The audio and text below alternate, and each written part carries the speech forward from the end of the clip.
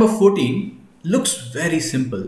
It's a small question on arithmetic progression. But in my opinion, this is one of the craziest questions that you should not have touched. It's very, very lengthy. Let's go ahead and take a look at why it is lengthy. So sum of the first n terms and the next n terms of an arithmetic progression is 68.5 and 128.5. So what do you get? You basically get a1. So if I write a1 plus a2 plus a3, first n term, so a n minus 1 plus a n. This is 68.5. Then I have the next n term, so a n plus 1 plus a n plus 2 plus a n plus 3 and so on up to a 2n minus 1 plus a 2n. This total is 128.5. And it is also given to us that 61st the term, that is a plus 60d, is 11. Now, because n is unknown, you basically will have one equation here, another equation here. So two equations using a, n and d, and a third equation using a and d.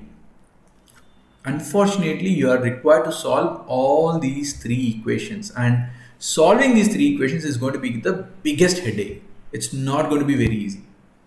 So let's take a look at it. So if I try the first equation, this is first equation, this is second equation. Now, one thing I can do is I can write a n plus 1 as a1 plus nd.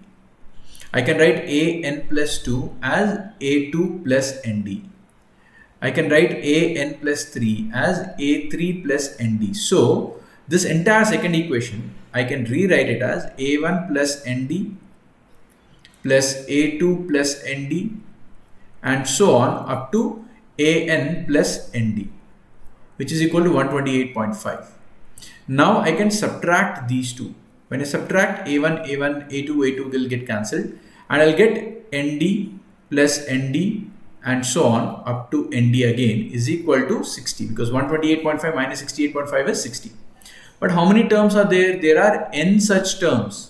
If there are n such terms, so n into nd should be equal to 60, or n square d is equal to 60. So this is another equation.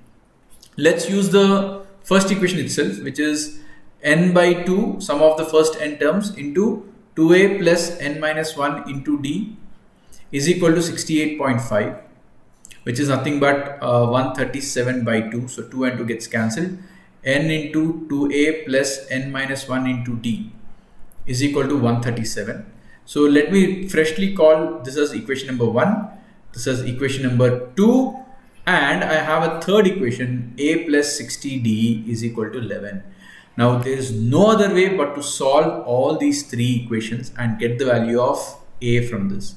It's a very cumbersome process. You will, you can try to do this as an exercise, but I'm just going to go ahead and put the value over here. You're going to get a equal to minus 269 by 121. Very, very ugly looking value. I understand that. D is going to be 80 by 363. And C, or rather N, is going to be 20. Okay. Sorry, my mistake. I think I made small. In fact, I already calculated this earlier. So I'm giving you the correct values now. A will be equal to 2. D will be equal to 3 by 20 and N will be equal to 20. So this is your answer, but this solving is very, very cumbersome. All right.